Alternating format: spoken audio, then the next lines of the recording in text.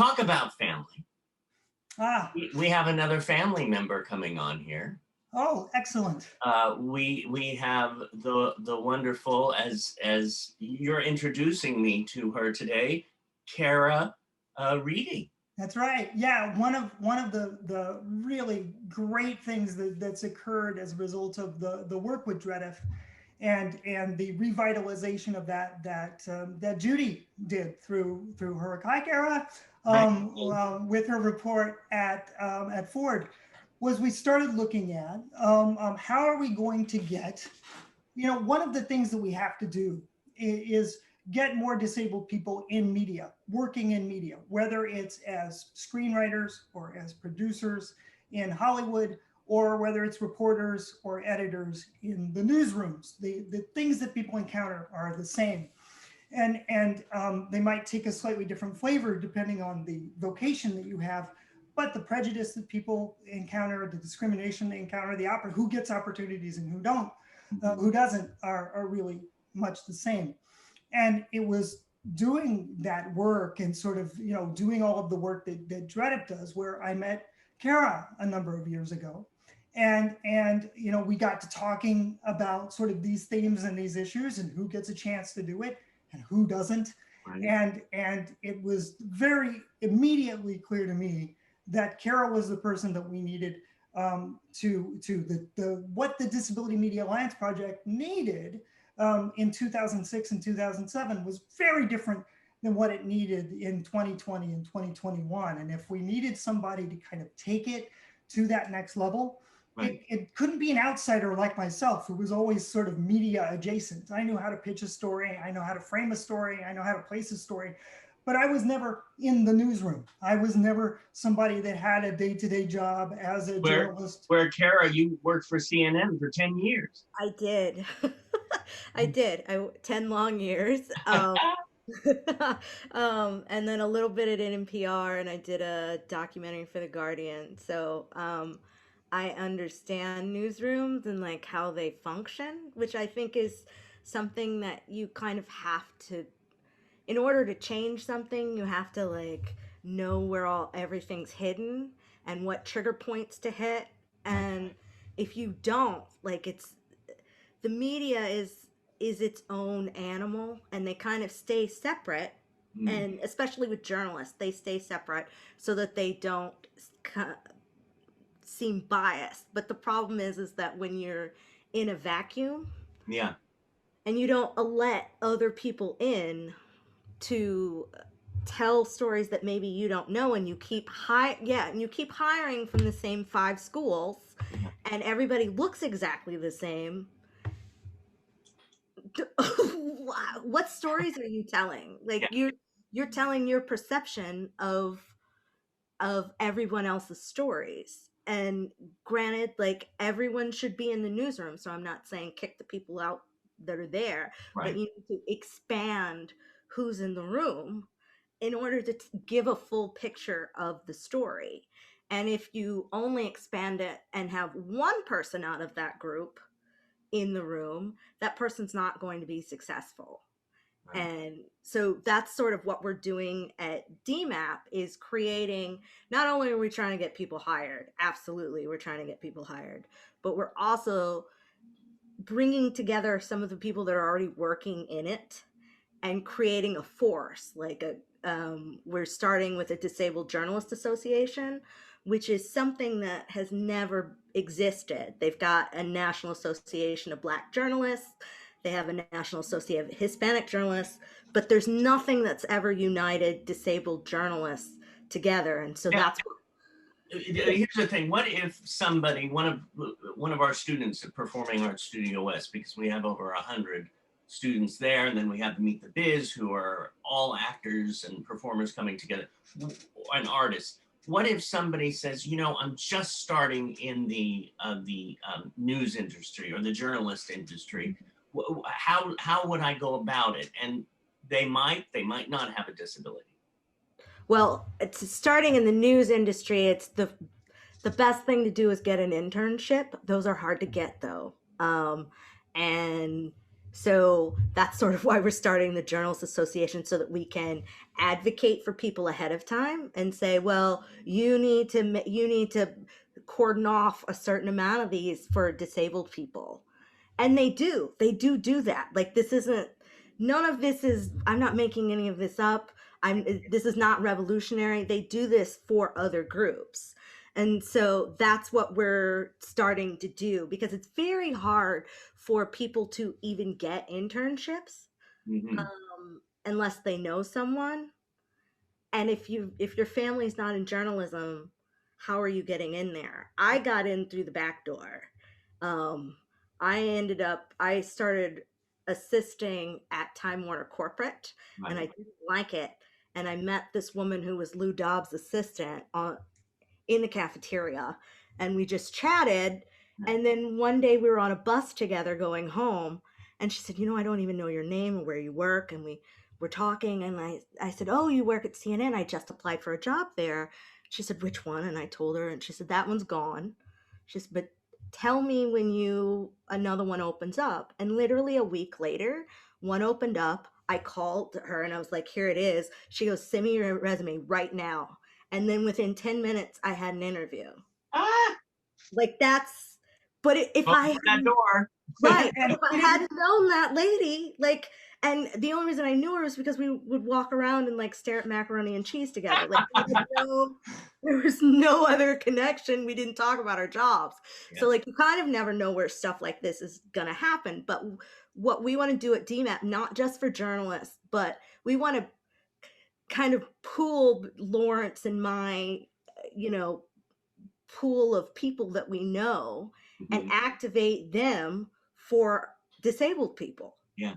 so that there's not like this where you're wandering off going, I don't know how to get in there. You come to us and we'll try, and like, maybe we'll be successful, maybe we won't, but at least you know that there's a place to Mhm. come to, and that we will do our best to help.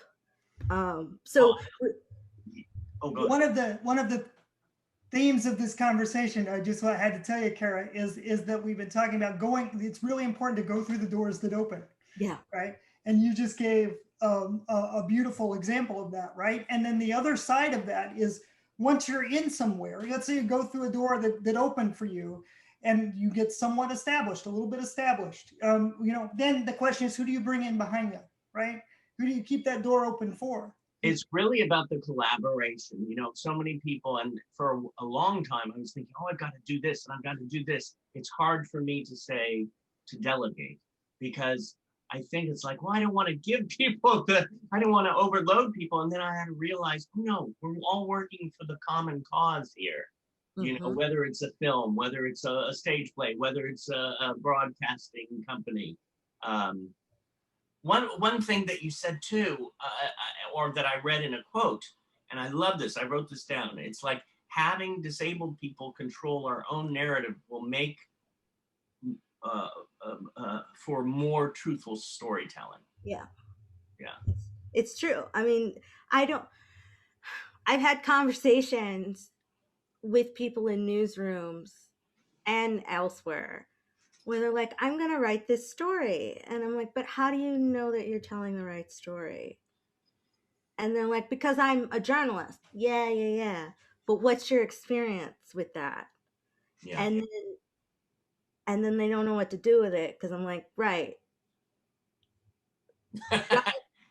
Like, we did a Read training recently, to give you an example. We did a training recently where one of the examples we used was that there was a young person with Down syndrome in their 20s who had their own business, and they had a successful business. It was a food truck.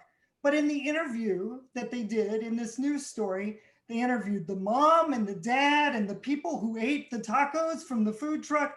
Nobody interviewed the business owner. That's Right? crazy. Right. It's like bananas when you stop and think about it, but that's what we're talking about. The person who is central to the story, the business owner in the story, becomes a prop in Yeah. their own story, right? right. But that, if that's normal and you don't have a disabled person who's sort of in the know in the newsroom, they're not going to call you out on that or do a reality check, right? And that's what you need. You need somebody who can say, yeah, that's a good story, but you can do it better. Now, And do this is you see those doors opening up like either opening up or bursting open right now? Um, there's movement, which there never has been. So I don't want to oversell that because there's still a lot of work to be done. Yeah. But there is movement where people are starting to go, oh.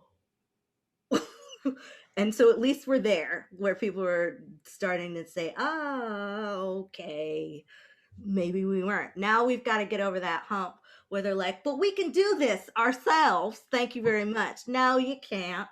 We're on that hump right now where we're like, nah, nah, nah.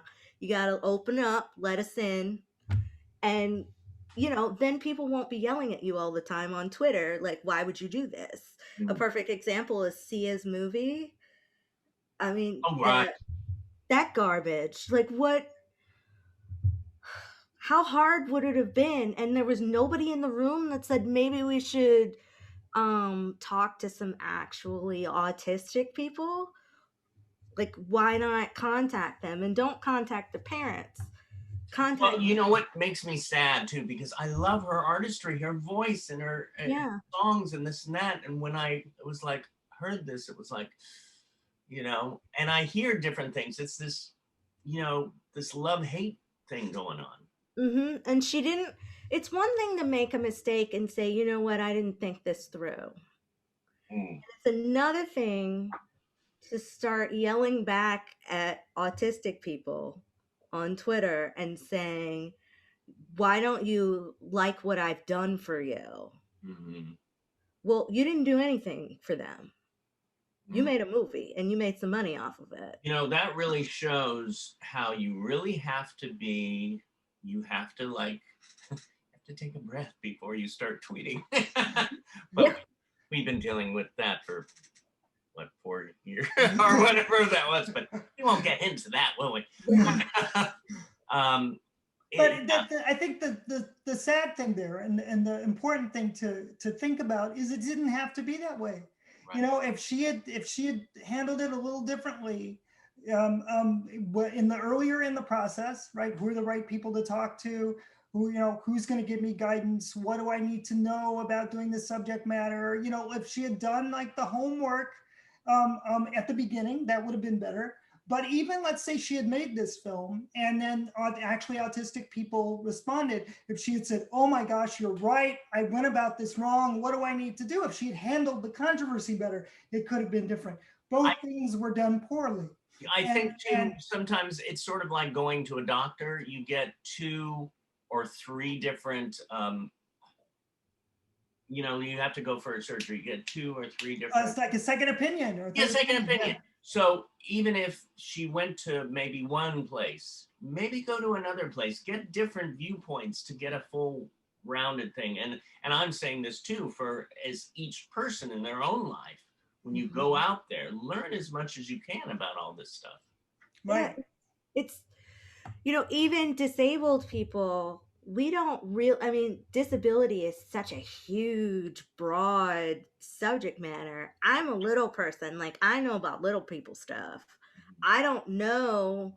If I were to write an article about autism, I would have to do mega studying in order to do it correctly. But I know that, like, I understand that, and I would reach out to people. And that's part of what we're trying to teach people too, is that you don't know what you're talking about. And you shouldn't, they're starting to get it with race, where people can't just write about race and you don't know what you're talking about. I mean, some people still do, but it's, with disability, we're not there yet. People are like, no, I saw Jerry Lewis's telethon when I was growing up, so I get it. And you're like, you just mentioned a telethon, so you don't. But there's. I'm going to go somewhere else too here. You are a journalist, you're an actor, you're a photographer, you're a director, you're a producer. Do you have a favorite thing? No. So the reason why I am all of those things is because I experienced so much discrimination early on. I understood that I needed to know how to do everything. So I started out as an actor. I wasn't even like journalism wasn't even something I ever considered. But I started out as an actor, and then I had trouble in college um, with my theater program, and I left. I'd never wanted to do anything else. I didn't have any other plans. So I graduated from college with not getting many parts. I hadn't really been trained fully, Uh-huh. and I knew that. And I kind of gave up and was like, you know what? If it was this hard in college, what's it going to be like outside? Yeah. So I wandered around for a little bit, and then I was like, you know what? I'll go to photography school. So I went, got a degree in photography. But during my time in photography, I had a teacher that targeted me, told me to drop out every quarter. Yeah. What? Yeah. Constant. Berated me, abuse. It got so bad, some of my friends wanted to swap work and see what he would do if they showed my work instead of me showing it. Did they ever do that? No, because I wouldn't let him because I knew what would happen. Like if he found out, it would just he He would had just some issues to deal with. he had a lot of issues. And so then I graduated from there, kind of worn out, and I came to New York right after. And I had struggled to find a job, so I ended up at Time Warner Corporate, and then I hated corporate because I'm an artist. So I was like, well, CNN has jobs. That looks close.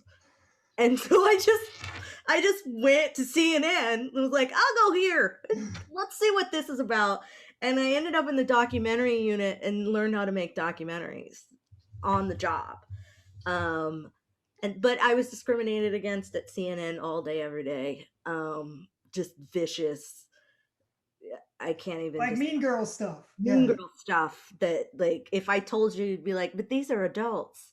Um, so I left after 10 years and kind of wandered around, and one of my friends was like, but what do you want to do?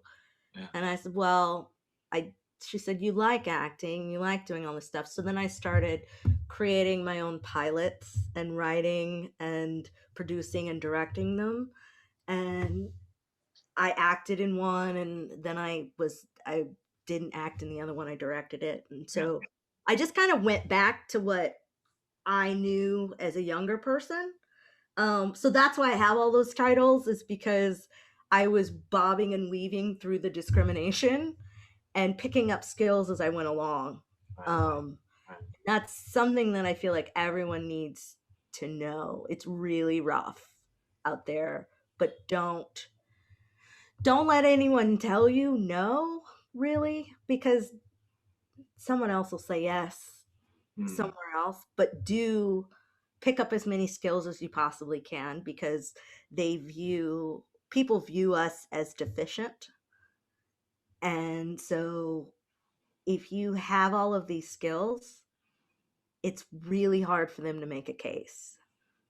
And they still will, but then you can be like, they said all this stuff, but I actually have all these credits, and then they look bad. Hmm. And that's kind of what people have continually said to me. Well, you don't have enough experience, you don't have enough experience. And I'm like, but you're not giving me any Hmm. either. So I've had to go make my own.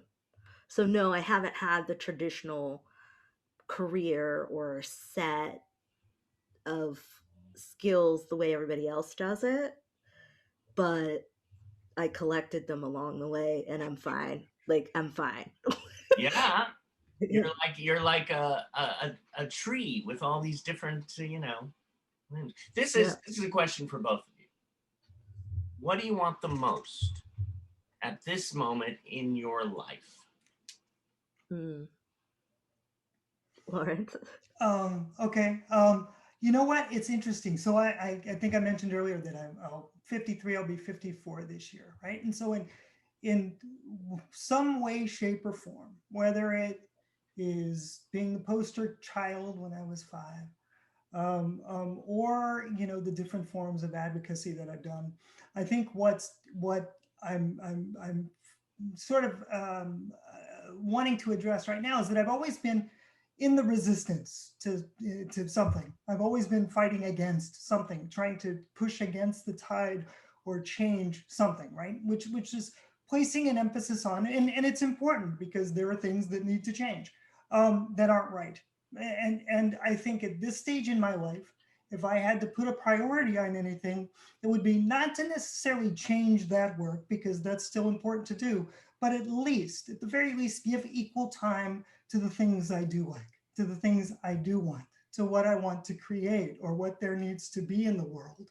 We can't just say no all the time. It's really important to say yes. And so I think it's what I'd love to see in the world, both for myself and my friends and my work, is as much yes, and maybe a little bit more, as to things we're saying no to. That seems to be the most important thing right now.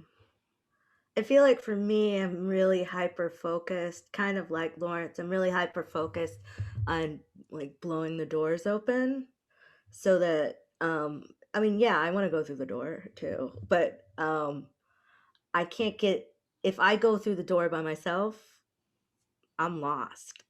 I have to bring an army with me. And so my goal is, like, I'm singularly focused on that goal, is to blow the door open and bring everybody in and just kind of sit there and be like, nope, we're here. That's what I'm working on. I don't think things are going to change if we don't own our own narrative. We're never, media is such a powerful tool. If you don't own your own narrative and control the way people are speaking about you, it affects policy, it affects how we're treated in the world. And it's, disabled people have never really owned their own narrative. Not really, because we've never been in the room in mass. And so before I die, we're going to be in that room. Yeah. Let's go in that room. Let's own the room. Exactly. I mean, that's the whole point too, is that people, once we're in that room, then we need to start building our own rooms. Yeah. Ultimately, it's about who, it's about our own rooms and about creating our own stuff. And it's about who gets the opportunity to create. When I started doing the work with Heidi and GIMP, one of the questions that came up is who gets to be a dancer, right? Most of the time, it's not somebody who walks like me. It's not somebody who moves like me. So ultimately, at the end of the day, it's increasing the opportunities for others to call themselves dancers and people who haven't had those opportunities before. It's about broadening the space or adding a little more color to the palette or a little more, a little more sound, a little more bass, a little more treble to what you're hearing. It's about increasing the options and the opportunities, really. I think it's ultimately, at the end of the day, it's bigger. What's happened, I think, a lot recently in the country, we because of politics and people lead or they show an example whether they want to or not, and it's all become very hyper focused on the individual. And I don't talk about being a person with a disability anymore. I talk about disability communities, and I talk about the fact that there's more than just one of us out there. There's a whole bunch of us. And so I think it's really about expanding our options and expanding our communities and expanding really who gets to play in these various places. That's I think where my attention, I want to put it, and where I hope the world's attention goes. Yeah.